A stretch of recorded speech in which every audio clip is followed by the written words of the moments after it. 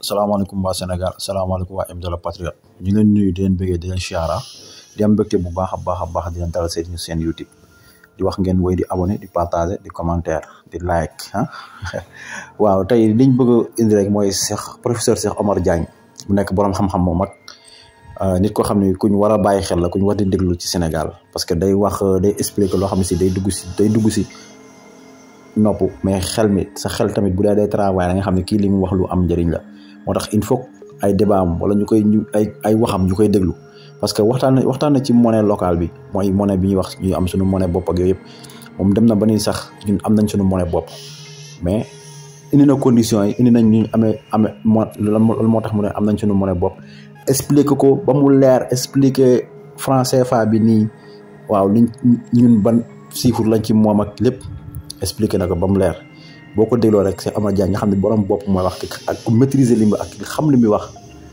mooy wax ñu déglu professeur Cheikh Omar Diagne ñu xool.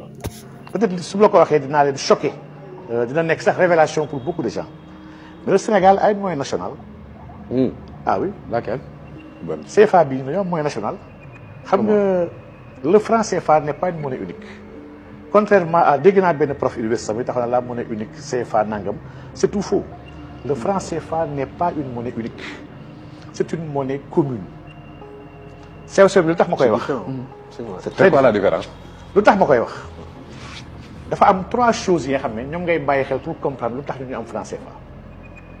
bi si jiitu dafa mel ni ñun 8 pays yi ñu woowee les pays de l'UEMOA dañoo déggoo entre ñun kenn ku nekk ne man sama monnaie tuddee naa ko CFA.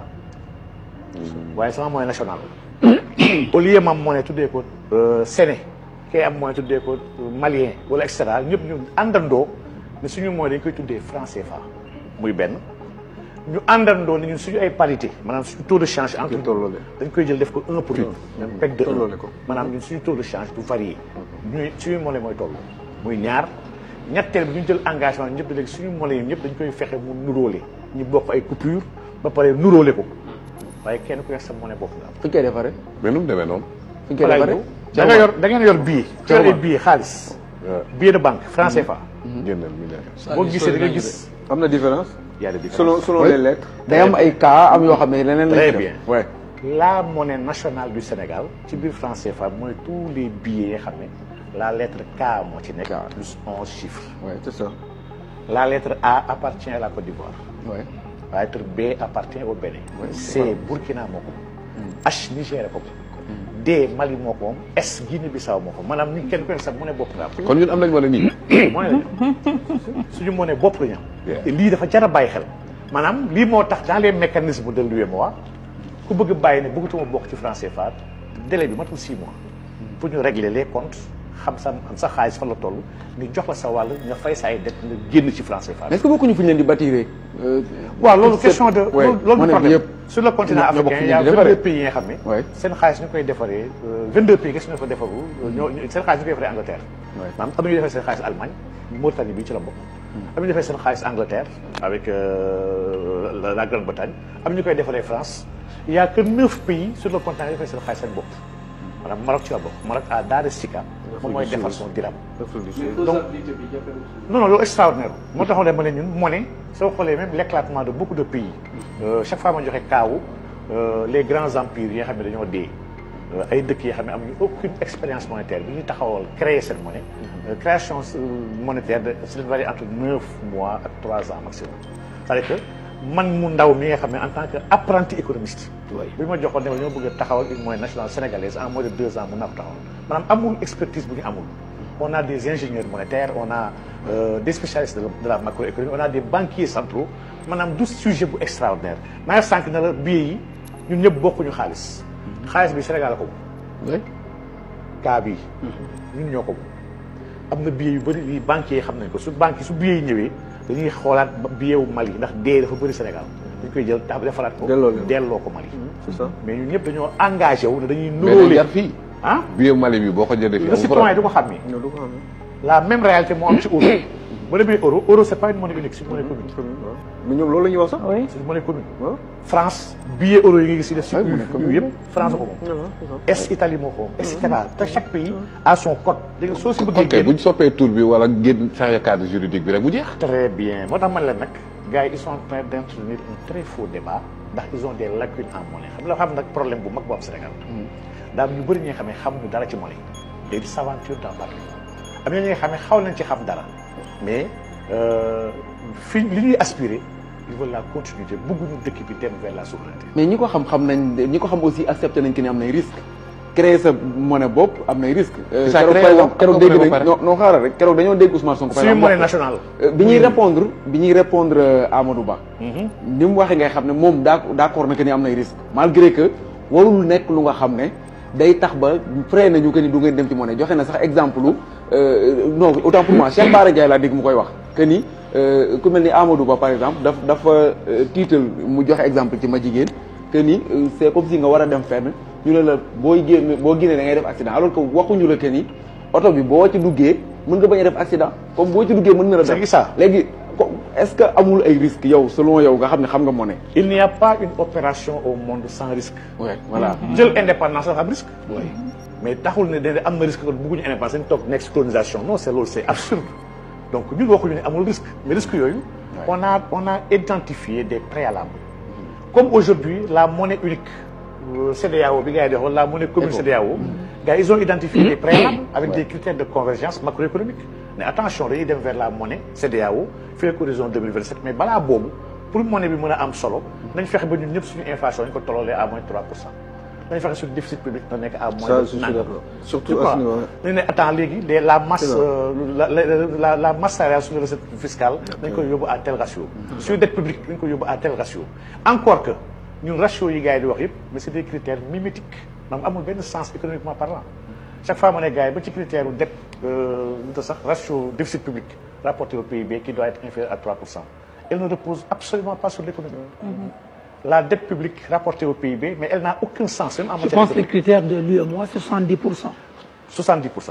On a un peu copié les critères de Maastricht. De Maastricht. À 60%. On a impliqué. Et Guy Abeille nous a dit... En fait, l'UEMOA a copié l'Union européenne. Ça fonctionne de la même manière. Guy Abeille nous a dit, en France, madame, critères, nous avons créé, c'est angle bureau. Nous avons créé, parce que ça faisait économie. Ils l'ont créé, Djorko Mitterrand, et puis mu agréé ko, et puis gars yi commencé ko doxal. Ce ne sont pas des critères yu am lu muy tekki ci wàllu économie. Donc ci wàllu ut sa monnaie bopp damay rappeler gars yi on a déjà notre propre monnaie. On a une monnaie nationale qui s'appelle le franc CFA. Comme nous ko leen dëkk yëpp tam kenn ko am monnaie nationale mais ñëpp ñu d'accord andoo dañuy bokk tur bu ñu koy tuddee pour mën a réeral nit ñi. bii benn la. ñaar pour mën a dellu vers une monnaie dynamique et loolu on sait le faire. On peut le faire maanaam. dëkk yi nga def ci àdduna bi ëppuñ ci xam-xam suñu ay naataango ñu jàngandoo ñooy yor les monnaies dans leur pays ils le gèrent très bien fii nag en Afrique de l'Ouest on a un problème depuis la base de notre monnaie. xam nga Issa ñun suñu monnaie. bañ koy créer du ñun ñoo ko créé woon maanaam France moo am benn souci d'optimisation de son empire dans une dimension politique. mu xool ko ne man pour mu optimiser sama empire bi il faut mu unifier ko avec une monnaie. je vais créer le franc des colonies. donc initiative France la mu créé ko tuddee ko colonie française d'Afrique CFA. donc même l'initiative de la création de cette monnaie elle ne nous appartient pas. ñu créé ko en 1945 mais la zone a été créée en 1939. après que l'Angleterre a créé la zone sterling. France bu ko créé nous ne sommes même pas indépendants ba CFA di am France di ko doxal. ñu créé une banque centrale bi nga xam ne tey dinaa góorgóorlu bañ ko sànni xeer ndax seen avocat moo toog fii mais cette banque centrale là ancêtre mooy la banque du Sénégal qui a été créée en 1853 dédommagement esclavagiste yi ko créé banque boobu dañ ko teree woon sax financer le développement. elle n'avait droit qu'à 3 opérations l'escompte comment dirais-je ñetti opération yu minimale pour les commerçants bordelais et marseillais yu nekkoon Sénégal maanaam amul ambition développement économique. donc kon ñun institution monétaire yi ñu am sax c'est des institutions yoo xam ne ñoo mag Sénégal BCEAO bi ñu ko créé en 1959 boobu amaguñu indépendance tey BCEAO siège am Paris la woon.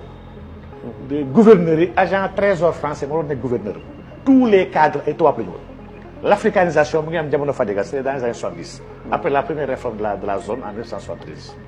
sëñ Issa soo bëggee dégg-dëgg Mauritanie bii zone franc la bokkoon. CFA la yoroon. en 73 dafa toog xool ni lii c'est pas viable et c'est pas sérieux naar Mauritanie laa wax de xam naa dàq ñu jàng ëpp ñu xam-xam. te dañuy génn ci CFA créé suñu monnaie bopp tuddee ko Ouguiya. loolu Ouguiya di jariñ. mu ngi leen jëriñ seen développement CFA jëriñul ñun. waaw c'est que nag di nga monnaie fa la amee solo. boo amee monnaie da nga war a am un plan de développement économique qui est cohérent et ambitieux qui doit être vraiment endogène boo ko adossé wul ci loolu sa monnaie la jëriñ dara ñun nag waxuñu question créer benn monnaie kese jox ko benn tur tuddee ko Jolof wala nu mu mënti demee ñun on parle d'un programme de mise en cohérence des politiques publiques avec une politique fiscale cohérente, une politique bancaire, une politique monétaire, une politique économique, une politique budgétaire, une politique d'aménagement du territoire. Dafa am 8 politiques yi nga xam ne boo ko boolewul dafa góo économie da ngay fo te suñu gouvernement yi dañuy fo. boo doon conseil est-ce que doo leen conseil ñu jiital loolu ba pare teg ko ba mu tegu doog a xëy rek nañu acca dañuy dem ci réforme monétaire. moo tax ma ne ñu kon liiruñu suñu programme. ndax on a parlé de 12 préalables. mi ngi nii ma tiim. on a parlé de 12 préalables. mais le fait que ñu dugal ko ci laay wax. pas que ni les définir nañ ko que ne ay préalable la. mais le fait que ñu dugal ko ci laa ne est-ce que mënuñu woon a comme nee nañ c'est on a un pays à reconstruire ak yeneen ak yeneen lu nekk la ñuy dégg bilan bi ñu teg yéen ñii da ngeen koy qualifier de négatif. est-ce que mënuñu woon a dem ba mu leer ñu ne pays bi mi ngi sur les rails de l'émergence ñu doog a taxaw ne ñu nag dañuy réformer la monnaie. wala dañ ciy dem. ñun dañoo est-ce que teewuñu dugal le débat. ñun dañoo gëm ni boo waree tabax kër. boo waree tabax kër. doo taxaw ne damay bàyyi ba kër gi màgg ma soog a lijjanti nu fondation yëpp dëgëree fondation moo jiitu kër gi di kawe. maanaam quand on parle aujourd'hui d'économie une économie saine te jamono bii nous sommes en guerre adduna bi yëpp ils sont en guerre. Il y a une guerre économique entre les puissances et entre les régions du monde donc guerre bii nii ku amul sa monnaie bopp et loolu misaal ma siy jox rek mooy misaalu corona. ba corona ñëwee ñun sax dañoo dugg ci affaire bi di tappale rek dégg naa Macky sax mu naan ay dañuy defar plan de relance waaw ku musul lancé est-ce que war nga relancer. ki nga xam ne musoo lancer sa économie lancé wul looy waxee plan de relance qu'est-ce que tu relances dëkk yi nga xam ne dañoo am leur propre monnaie nekk ñu di négocier ay DTS di saraxu FMI wala dem di yelwaale ci leen dëkk yi. ils ont utilisé des techniques de quantitative easing. dañoo jël seen monnaie utiliser ko. faire face au corona États-Unis loolu def Japon loolu def Angleterre loolu def France loolu def parce que ils ont un levier bi nga xam ne ñoom dañu ci am souveraineté mooy seen monnaie bopp. ñun levier boobu amuñu ko. dañoo délégué ce levier là à un organisme supranational qui s'appelle la Banque centrale. Banque centrale boobu am benn vision ne moom mandat unique la am tàlluma développement liggéeyuma pour dëkk yi. man je règle la stabilité des prix inflation lay rek. surtout mais lii c'est grave et c'est catastrophique man dama ne les débats de fond qu'on doit poser sur la situation économique et monétaire dans ce pays on n'en discute pas. léegi loolu dafa tax nag beaucoup de gens sont entrés par effraction sur ce débat là te xamuñ ci dara donc je redis que monnaie mooy base u développement bi la preuve dafa am ñett dëkk yoo xam ne dañoo bokkandoo ay situation utiliser ce qu'on appelle l'arme monétaire pour mën a asseoir le développement. ki si njëkk mooy États-Unis après le grand crash le président Roosevelt dafa articuler benn série de réformes yoo xam ne basées sur la monnaie pour mën a def ce qu'on appelle le New Deal. New Deal boobu monnaie mooy base bi et New Deal boobu en 7 ans créé na pour 485 aéroports plus d'1 million de kilomètres de route plus de 122 000 bâtiments publics et li xam la moo ko may réformer la monnaie la banque ak la SEC mooy la bourse yemul ci moom.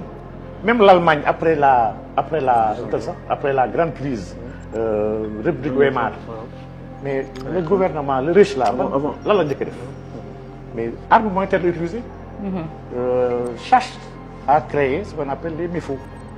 monnaie la jël jëfandikoo ko pour defaraat Allemagne tëgg ko. ba dindi chômage Allemagne. C'est vrai. La France a fait la même chose en 1945 ba France jógee ci guerre bi. Allemand yi escanté France on l'avait occupé on l'a pillé. France toog amatul moyen nu mën a xalaatee développement lan la France njëkk def France CFA la njëkk créé l'arme monétaire a toujours été utilisée par les États souverains pour pouvoir piloter le développement dama ne arme monétaire boobu on doit pas ñun waruñu ko xañ suñu bopp on a des armes yoo xam ne suñ ko bàyyee waxu développement kon waxtuñu ko waaye dañoo nekk waxu àndandoo gars yi ni ko si dem waaw mu nekkoon si professeur Cheikh Omar Diagne waaw mu nekk jàmbaar mu nekk borom xam-xam mu nekk cadre kon dégg lañ la Cheikh Omar Diagne wax donc lu am solo genre dañ leen war a bàyyi leen déglu bu baax a baax ndax li ñuy wax à chaque fois am na ñu ci war a jàngat am na ñu ci war a gagné te intérêt Sénégal rek la ñuy wax kon nag nañ ko bàyyi xel bu baax waaw di leen jox dig daje si beneen taxaw seetlu incha allah di leen wax jaa ngeen jëf wasalaamaaleykum wa rahmatullah bu nekkoon Cheikh professeur Cheikh Omar Diagne jaa ngeen jëf